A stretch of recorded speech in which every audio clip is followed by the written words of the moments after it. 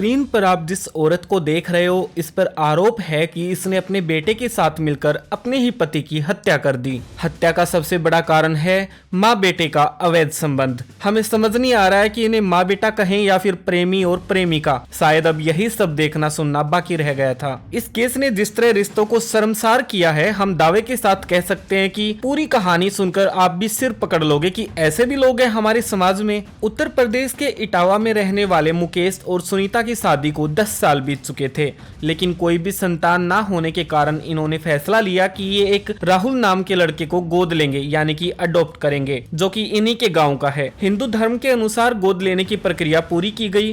कायदे से राहुल अब मुकेश और सुनीता का इकलौता बेटा था। यहाँ तक कि अब जायदाद में भी एक तरह से उसका हिस्सा हो चुका था। मनोज दिन में एक कंपनी में सिक्योरिटी गार्ड की नौकरी करता और शाम को घर आता। सब ठीक चल रहा था। करीब 2 साल बीत गए। एक रोज मुकेश किसी कारण से जल्दी घर आ गया, जहां उसने देखा कि उसकी पत्नी और उसका बेटा राहुल आपत्तिजनक हालत में है। मामला बेहद संगीन था। मुकेश ने अपनी पत्नी और अपने बेटे को एक साथ देख लिया था। हालांकि इस पर घर में काफी लड़ाई झगड़ा भी हुआ। सुनीता और राहुल ने आरोप लगाए कि वो बिना वजह माँ बेटे के रिश्ते को बदनाम कर रहा है। मुकेश, जिसे खुद समझ नहीं आ रहा था कि ये सब क्या हो रहा है, वो जान चुका था कि दोनों मिलके अलग ही खेल खेल रहे हैं। अगले दिन मुकेश जैसे ही काम पर गया, राहुल और सुनीता जो रिश्ते में माँ बेटे थे, इन्होंने एक प्लान बनाया। दोनों एक दूसरे से इतनी मोहब्बत करने लगे कि इन्होंने फैसला लिया कि मुकेश को ही रास्ते से हटा देंगे। इस प्लान को अंजाम देने के लिए इन्होंने एक विकास नाम के लड़के को 2.5 लाख रुपए दिए ताकि वो मुकेश की हत्या कर दे। विकास हत्या के लिए तैयार भी हो गया। 20 नवंबर 2024 की रात मुकेश जब घर आया और जैसे ही खाना खाकर लेटा, सुनीता ने विकास को फोन करके घर बुला लिया। विकास घर आया और उसने मुकेश पर हमला कर दिया।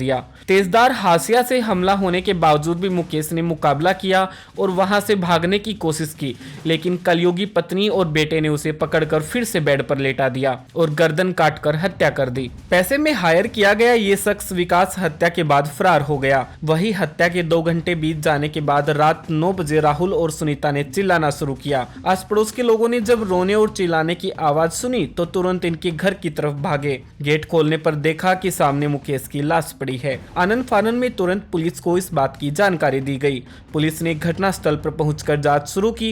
प्रारंभिक जांच में स्पष्ट हो रहा था कि किसी तेजधार हथियार से हत्या की गई है, लेकिन हथियार वहां से गायब था। पुलिस मृतक मुकेश की पत्नी और उसके लड़के से पूछताछ शुरू करती है तो वो दहाड़े मारकर रोने लगे।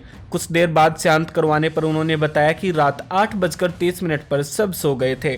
तभी अचानक मुकेश के चिल्लाने की आवाज आई और जब कमरे में जाकर देखा तो लाश पड़ी थी। यहाँ पुलिस राहुल और सुनीता पर ज्यादा दबाव नहीं डालती, क्योंकि उन्होंने हाल ही में सुनीता ने अपना पति और राहुल ने अपने पिता को खोया था। करीब 7-8 दिन ही बीते थे। पुलिस ने फिर से जांच शुरू की। इस बार पुलिस एफएसएल टीम के साथ घर पहुंची और हर एक चीज की बारीकी से तलाशी की गई, जिसमें उन्हें घर के एक कोने में खून की कुछ बूंदें मिली। पुलिस का सारा शक अब सुनीता पर था। जब आस पड़ोसियों से इनके बारे में पता किया गया तो हैरान करने वाली बात सामने आई। पड़ोसियों के मुताबिक राहुल और सुनीता माँ बेटे की तरह कम और एक कपल की तरह ज्यादा रहते थे। पड़ोसियों ने ये भी बताया कि ये इनका सगी बेटा नहीं, बल्कि कुछ साल पहले ही इसे गोद लिया था। पुलिस का सारा शक अब यकीन में बदल चुका था। सुनीता और राहुल को तुरंत हिरासत में लिया तथा थाने लाया गया। फिर शुरू हुआ पूछताछ का सिलसिला। कड़ाई से की गई पूछताछ में सुनीता टूट चुकी थी। उसने बताया कि 2022 में राहुल नाम के लड़के को गोद लिया गया था। उससे वह बहुत पहले से ही प्यार करती थी। पति से चुप कर वो राहुल से अक्सर मिलती थी।